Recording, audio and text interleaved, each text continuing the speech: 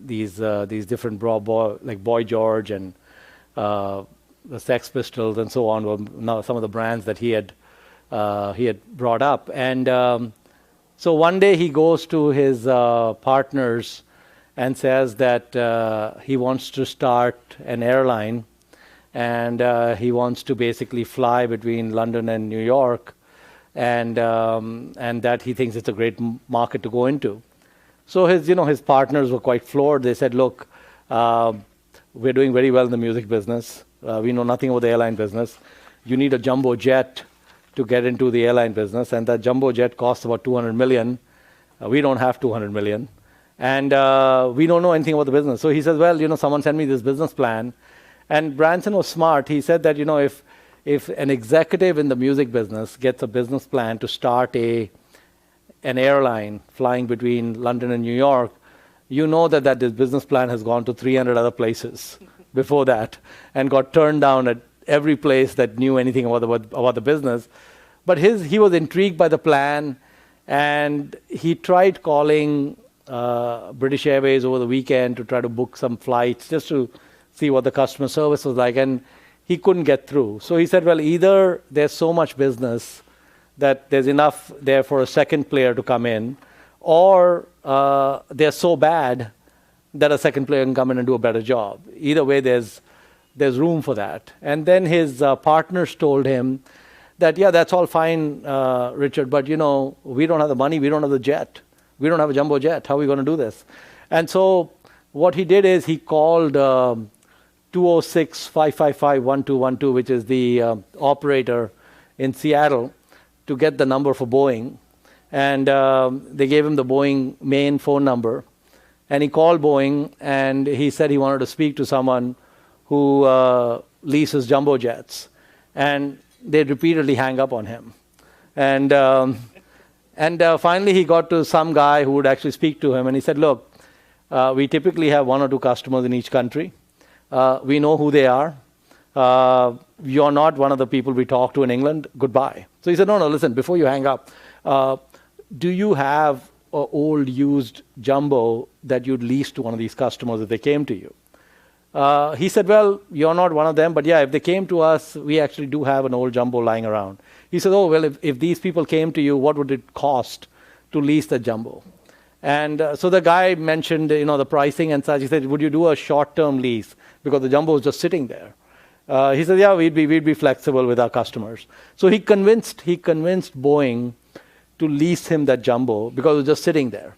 And then in the airline business, before the plane takes off, you sold all the tickets. So your revenue comes in before you've spent a dime, and then you pay for the fuel 30 days after the plane's landed.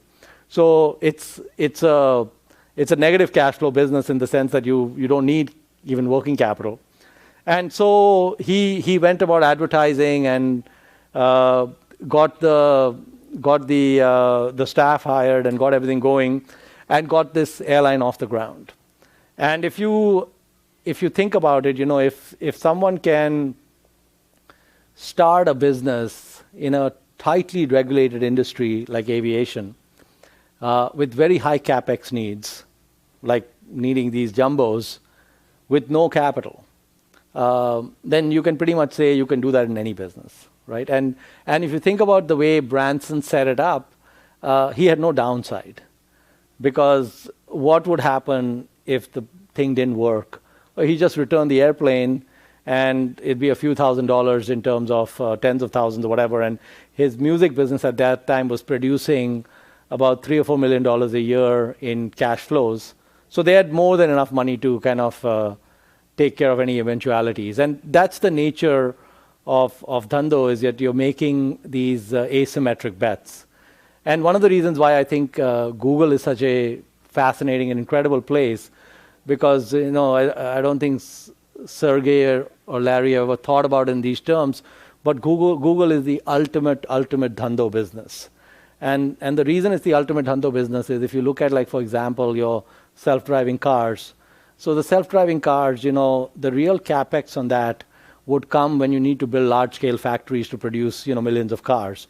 It is not when you're doing the R&D for those cars or have a few prototypes and put a few dozen engineers on it and that sort of thing. So if you think of the outflows or outlays Google has on the self-driven car, I would bet you're probably spending more on food on the campus than you're spending on the self-driven cars. And so it's an asymmetric bet, right? It's basically, if it doesn't work, it has no impact. No impact on cash flows or anything.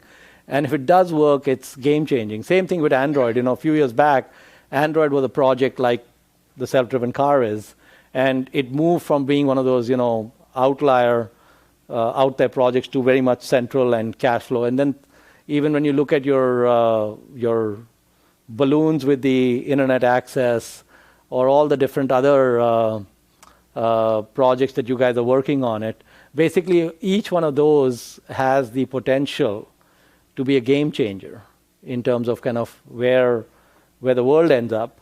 But none of those have costs associated with them that have anything to do with threatening the company in any way, right? I mean, it's a rounding error in terms of the cash flows that the company produces. So the fact that the DNA of a place like Google is able to do things which are not in adjacent fields, it's quite spectacular. And most other companies don't have the DNA to be able to do that. And my 2 cents looking from the outside is probably the only other business I see that has the ability to do that is Amazon. And I think in the end, you will meet them head to head on a number of different fronts.